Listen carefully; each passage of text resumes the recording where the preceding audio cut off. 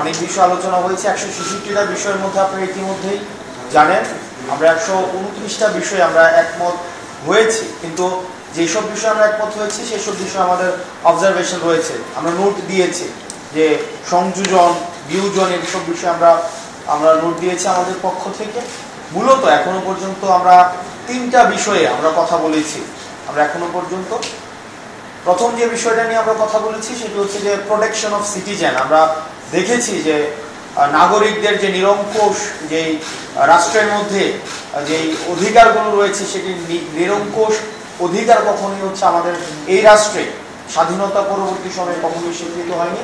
সেই সব বিষয় নিয়ে আমরা হচ্ছে একদম ডিটেইল আমরা কথা বলছি। দ্বিতীয় যে বিষয়টি সেটি হচ্ছে আমাদের পিসফুল ট্রানজিশন অফ পাওয়ার।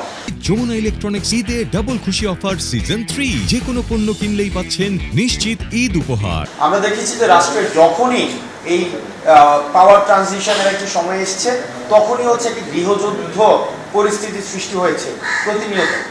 একটা সরকার থেকে আরেকটা নির্বাচিত সরকার এই যে ট্রানজিশনটা কিভাবে হবে এই বিষয়টা নিয়ে হচ্ছে মূলত সবচেয়ে বেশি আলোচনা হচ্ছে, যাতে করে আমরা অতীতের যেই আমাদের যেই জাতীয় যে দুঃখ স্মৃতিগুলো রয়েছে সেগুলোকে আমরা হচ্ছে আর কখনোই পুনরাবৃত্তি না হয় এই বিষয়গুলো নিয়ে আমাদের কথা হচ্ছে।